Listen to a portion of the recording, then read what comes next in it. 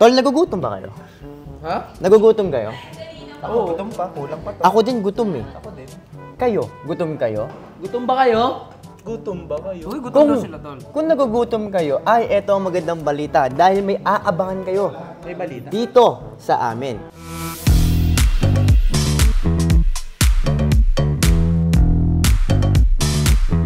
At lumipad nga ang aming team. Ay, hindi ba? Kala ko kasi ganun.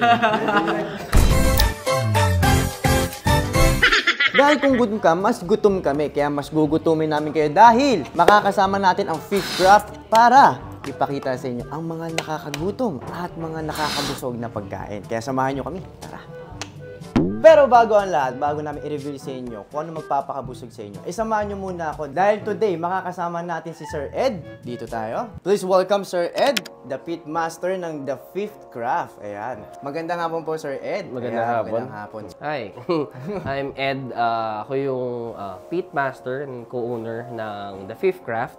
That's the name of the restaurant. The Fifth Craft is a barbecue restaurant situated or located sa Marikina. We are what we serve there is smoked Texas-style barbecue. Oh, sarap nun. Na nilagyan namin siya ng twist na, syempre, Pinoy.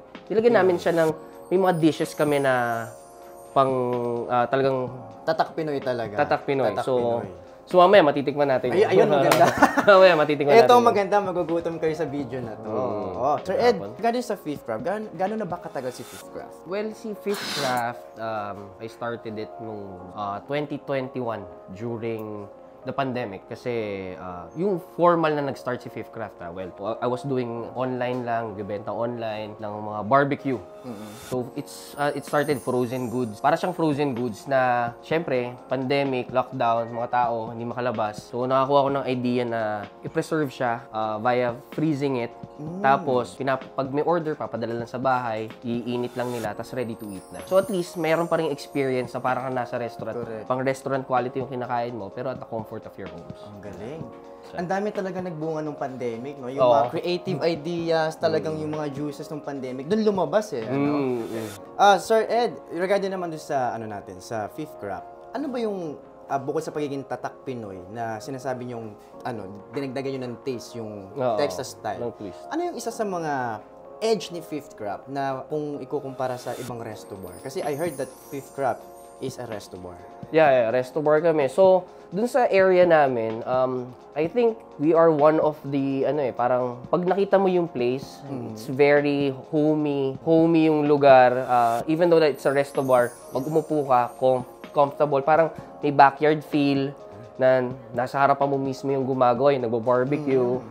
So, may mga araw na gano'n na nakikita ng mga tao na kung paano ba namin talaga ginagawa yung flagship namin, which is yung smoked barbecue. Smoked bar. Parang pag kinukwento nyo sa Sir Ed, no, parang nai-imagine ko yung para akong nasa garden lang with my family. Parang ganon, tapos, parang ganon. No? Ang sarap. Parang siyang garden lumalabas. Parang garden. Tapos, bukod doon, if medyo intimate naman yung setup nung guest namin, gusto nila, meron kami mga VIP, KTV rooms. Para at least hindi sila nasistorbo ba. Correct. Actually, maganda rin yung mga edge yan, sir, no? Kasi at least, yung mga tao, hindi lang nakafocus sa food. Nakafocus din sila when it comes to bonding, sa mga occasion, kung pwede nilang i-celebrate yun together with Fifth Craft. Yun yung mga isa sa mga magagandang ng Fifth Craft. And I think, kung ako, mga tropa ko, for sure yun, sir. Bukod sa pagkain, syempre, inuman din yan. Saka maganda yung in-offer namin when it comes sa liquor kasi meron kami mga international beers. Wow. Kasi karamihan ng resto bars yun, they offer local beers dun sa area. Yeah. Sa amin, meron kami mga ino-offer na kumbaga dinala namin yung feels ng parang BGC vibe or Timog vibe. Nila namin sa Marikina. So, naglagay kami ng mga Ho Garden, Stella, may mga taps and all. So, may mga international beer. Corona. Meron din kami local beers. Mga local. Na ginawa namin is medyo affordable para at least dun sa area na yun, matitikman nila kahit medyo mas mura. Kumbaga, mayroon din po kayong parang atake for pang masa. Hindi lang pang mga high-end people. Yan. Magandang marketing strategy yan, sir. Napakagaling nyo dyan.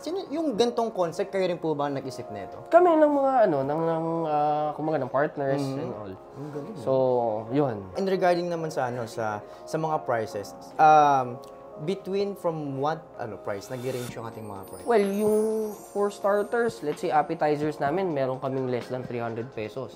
Even though na ganun yung price niya, pag binigay naman sa'yo, yung good for what?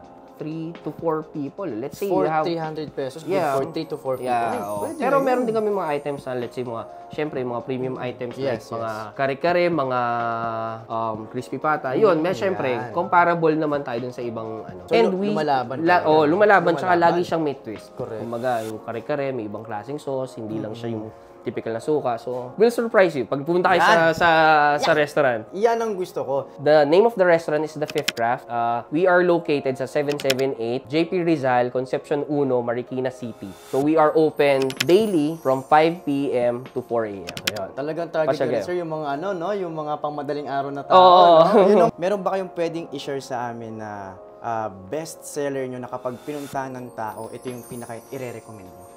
Syempre, yung flagship namin, which is yung mga smoked barbecue Smoked namin. barbecue. So, we have smoked beef belly, we have smoked pork belly, we have the dino rib, smoked dino rib, and we have pork spare ribs. Yun, mga yun. Talagang best sellers talaga namin yun. And sa appetizers, will surprise you. Madami, like, kumbaga, yung mga items namin sa appetizers, is meron talaga siyang twist. Napaka-exciting pala. Itong surprise na to, sir, talagang malalaman namin once na pumunta kami dun sa sa physical store. Kaya kung ako sa inyo, guys, visit nyo ang The Fifth Craft sa may Marikina. Huwag na kayong magpahuli kasi open yan daily. Diba? Imbitahan nyo yung mga family, friends, mga barkada. And meron din ba kayo, sir, na service na kapag may birthday or occasion, meron kayo parang pagganap or something na For occasions, we've catered large groups na rin. So we are open for that. For packages, we're still kasi we just started yung restaurant mismo. We started last October. So we are ngayong pagpasok ng 2024, nasa na siya na kumbaga we're planning for na maglo-launch ng mga packages na ganyan. Oh, This exciting. coming year. Last na lang, sir.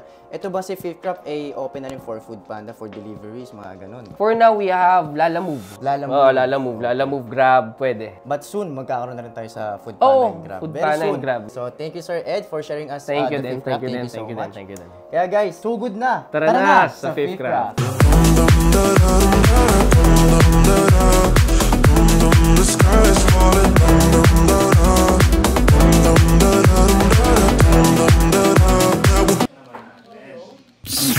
Let's go on! Chef Loris! Kiss like that, kiss like that,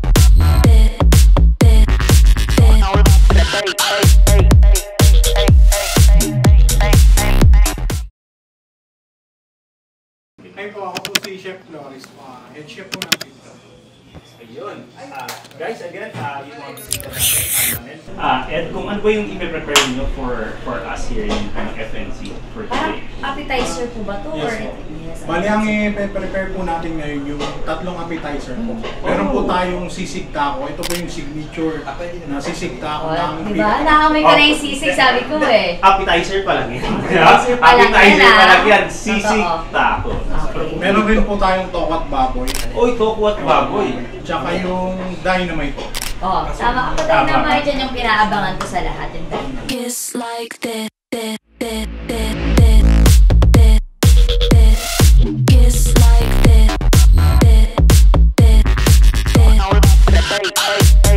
Manel, cheers ako Manel. Ay, ako niya. Kuya Ray. Talaga? Totoo. Mahilig ako sa Cheers. Cheers. Masaya natin to. Manil. Kung ito tayo to, chef, ang sauce niya is may toyo and suka. Pwede po humingi na kasi. Meron siyang salty and medyo sour na lasa. Which is same thing din dito, pero Iba mas better siya. Tsaka wala siyang soy sauce. Wala na akong nakitang nilagay na vinegar or anything. Pero kuha ko pa rin yung hinahanap ko Lasa, na chocolate sa baboy. chocolate baboy na super upgraded. No? And I would say yung difference talaga is sauce talaga. Yes. Sa akin yung sauce talaga dito. Saka hindi ko na-expect na ganun kalapot yung sauce. Kasi nung nilagay doon, ano lang siya, yung parang liquid lang na vinegar lang. Yeah. Okay. Sige.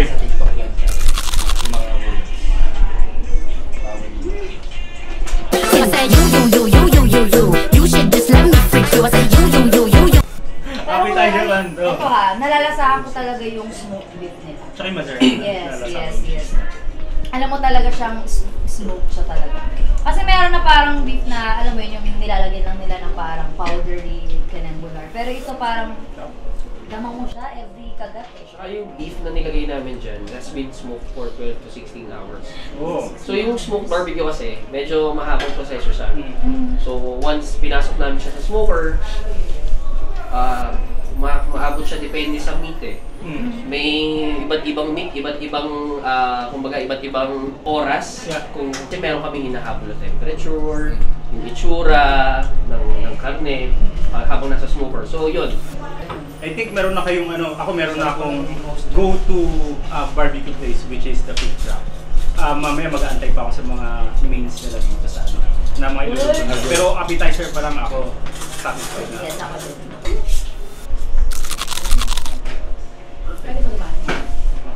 Kung makikita nyo, dalawang bite yung ginawa ko una. Yung taas muna din yung pangalawa.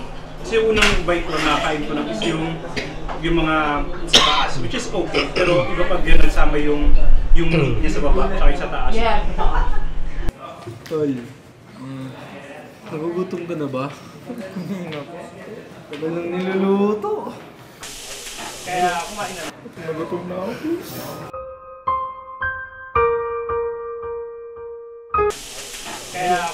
Tol, naririnig mo ba yun? Ano? Tiyan ko, Tol, gutom na. Ayun o. Oo nga, Tol. Gutom na ako, Tol. Mo ba yun? Lalo ako nagutom eh.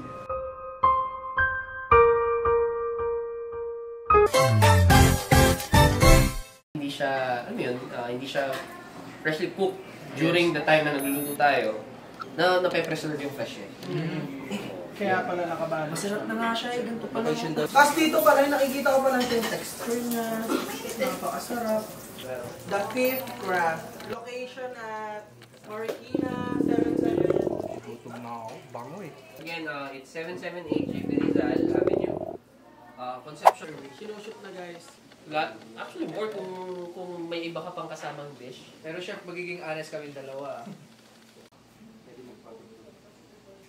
Na namin yung chicken. Pinasosyal tong manok na to. Sir, pwede po magtanong, anong klaseng manok to? Yung wing na part lang po ng chicken, normal na wing part lang. Normal wing. Pag po ba kumain kami yan, nilipat kami? Ay!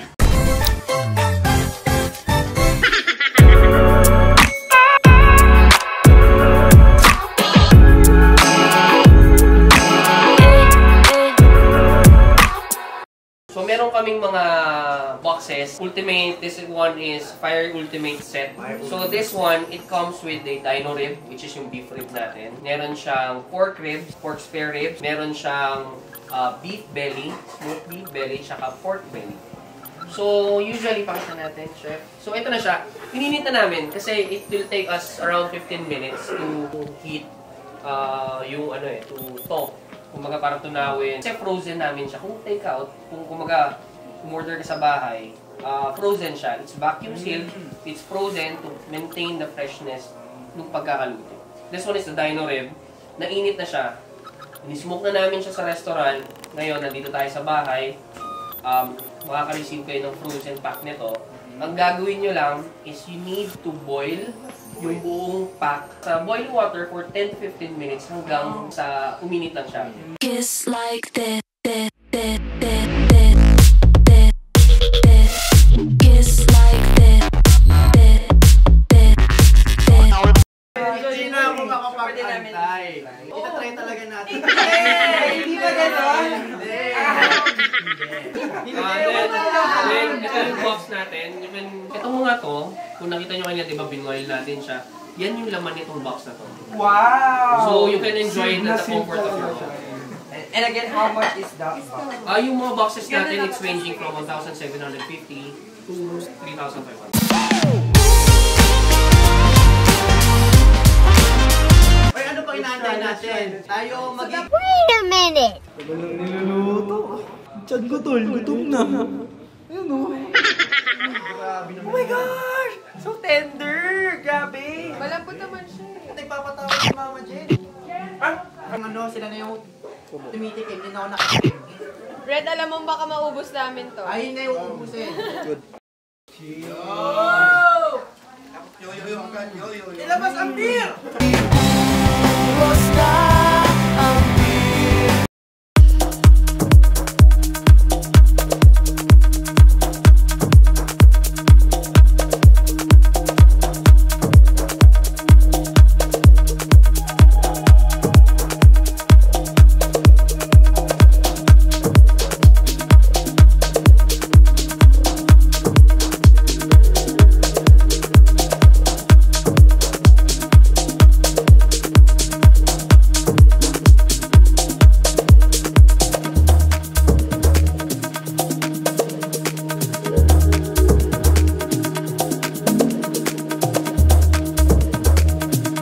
Thank you sa Fifth Crowd! Kain na na!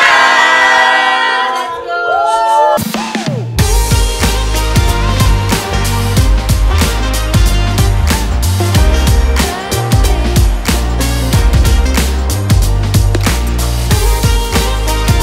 Kaya, panalo na to. Yeah. Yeah. Andito kami ngayon dito sa FN. Hindi ko na alam.